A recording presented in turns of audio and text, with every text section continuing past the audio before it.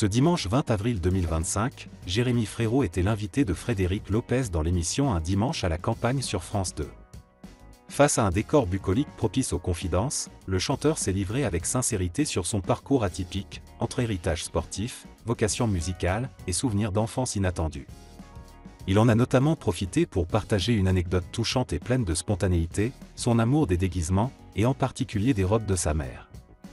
Une enfance sportive et artistique, j'ai grandi au milieu des banquets et des spectacles.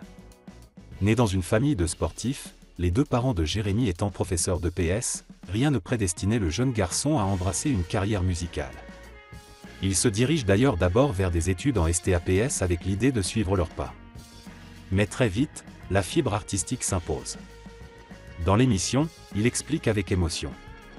Ils adorent recevoir, et je vis dans cette ambiance-là avec beaucoup de musique et des grands banquets. Quand ils deviennent professeurs de PS, mon père se spécialise dans les arts du cirque et ma mère en danse. Résultat, une enfance rythmée par les spectacles, les festivals et une liberté d'expression qui nourrira son imaginaire. J'adorais me déguiser avec les robes de ma mère. C'est peut-être l'une des confidences les plus sincères de l'émission. Jérémy Frérot revient avec tendresse sur une habitude qui a marqué son enfance. J'ai vu des spectacles à n'en plus finir. On m'a emmené dans des festivals de cirque, je me nourrissais de ça, et ensuite, je mettais en scène moi. J'adorais me déguiser avec les robes de ma mère et tout ce que je pouvais trouver. Une anecdote qui révèle l'essence même de sa personnalité, un enfant curieux, sensible, créatif, qui s'exprimait sans filtre ni jugement dans un environnement bienveillant.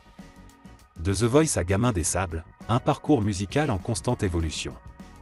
Le grand public découvre Jérémy Frérot en 2014, et non 2011 comme parfois indiqué, lors de la saison 3 de The Voice avec son acolyte Florian Della Vega. Le duo Frérot Della Vega séduit instantanément par son authenticité, son harmonie vocale et sa fraîcheur. Leur succès se confirme avec deux albums à succès, Frérot Della Vega, 2014, et Des Ombres et des Lumières, 2015. En 2018, Jérémy prend son envol en solo avec Matriocha, certifié disque d'or.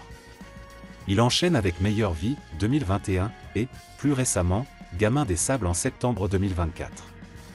Ce nouvel opus, plus personnel et poétique, comporte des collaborations marquantes avec Claudio Capéo et Kemmler.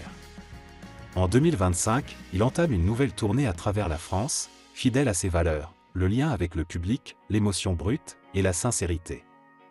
Une sensibilité assumée, un artiste complet.